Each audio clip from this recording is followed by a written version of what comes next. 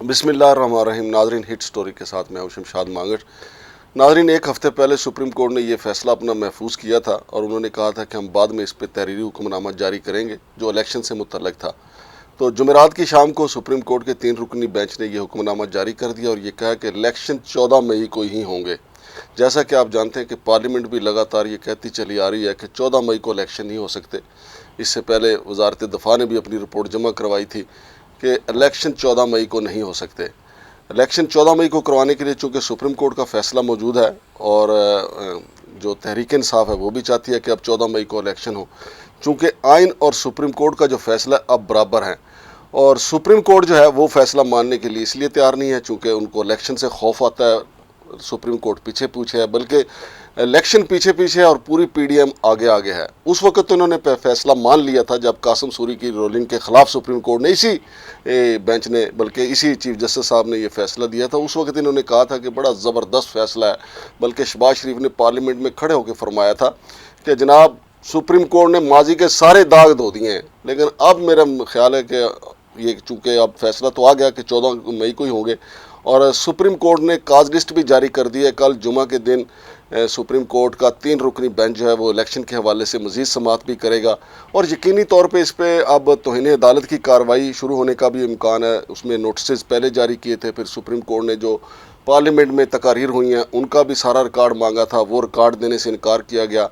वो अलमारूफ जो राजा रियाज साहब हैं, हमें अब कोई पछाणता ही नहीं, उन्होंने भी कल तकरीर फरमाई है सुप्रीम कोर्ट के ख़िलाफ़ कि जनाब जो रिकॉर्ड है पार्लियामेंट का वो किसी तौर पे भी सुप्रीम कोर्ट को ना दिया जाए।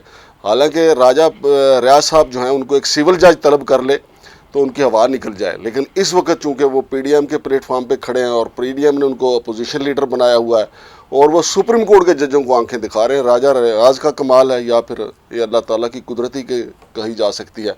लेकिन बहरहाल सुप्रीम कोर्ट का जो फैसला जो जजमेंट रिजर्व थी वो आ गई है और सुप्रीम कोर्ट के 3 रुकनी बेंच ने कल इस पर काज लिस्ट जारी की है। मज़ीद समाअत उस पर होगी। कभी इम्कान यही है कि अब तौहीन अदालत की कार्रवाई शुरू होगी। अब देखते हैं कि इसका रगड़ा किस किस को लगेगा। वो तो एक लंबी फहरिस्त बनेगी चूँकि काबीना भी इसमें शामिल है, वजारत ख़जाना भी इसमें शामिल है, वजारत दफ़ा ने भी कहा कि हम नहीं करवा सकते। यानी सुप्रीम कोर्ट का फैसला जिन ने रोंदा है, इसमें मेरा ख्याल है काफ़ी बड़ा एक इजड़ शामिल हो जाएगा तौहीन अदालत में और काफ़ी लोग जो हैं आइंदा इलेक्शन हो सकता है ना लड़ सके। और इसके साथ नाजरीन ये भी बताना ज़रूरी है कि इलेक्शन कमीशन ऑफ पाकिस्तान ने भी अपनी एक प्रेस रिलीज जारी की है। उन्होंने सुप्रीम कोर्ट के फैसलों को ना मानने के लिए नहीं कहा। उन्होंने कहा कि जनाब हम सुप्रीम कोर्ट का फैसला मानेंगे और सुप्रीम कोर्ट के फैसले के ज़ेर ज़बर पे भी अमल करेंगे, लेकिन 14 मई को इलेक्शन करवाने के लिए हमारे पास पैसे होना ज़रूरी है, चूँकि ना तो हम बैलेट पेपर छपवा सके हैं और दूसरे जो लवाजमात थे और सिक्योरिटी के जो लवाजमात हैं वो भी हमारे पास पैसे नहीं है। लिहाजा अगर पैसे के बंदोबस्त हो जाए तो 14 मई को हम इलेक्शन ज़रूर करवा देंगे।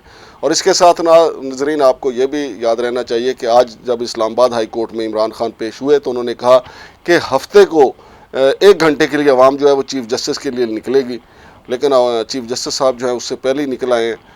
आज उन्होंने जुमेरात की शाम को ऑर्डर जारी किया है और कल जुमे को वो इसकी समाअत करेंगे और तवक्को यही है कि अब जो है वो इटकड़का शुरू है।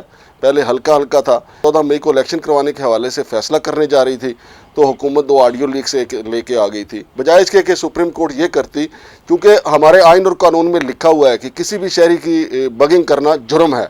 लेकिन अब पार्लियामेंट पीडीएम जो है चूँकि इनके फ़ायदे की आई थी वो ऑडियो लीक्स, इन्होंने उस पर एक कमेटी बनाई है जो इमरान खान के टिकट के हवाले से, जो इमरान खान के जी पार्टी ने जो टिकट जारी किया अबू ज़र नामी एक तहरीक इंसाफ के उम्मीदवार को और साबिक चीफ जस्टिस का जो बेटा है उसमें उसका जो है उसकी और उसकी ऑडियो टॉक है, उस पर तो कमेटी बना दी, लेकिन चीफ जस्टिस की जो ऑडियो लीक हुई है उस पर नहीं कमेटी बनाई, चूँकि वो फ़ायदे की बात है ना। लिहाजा पीडीएम वो करती है जो इनके अपने फ़ायदे की हो।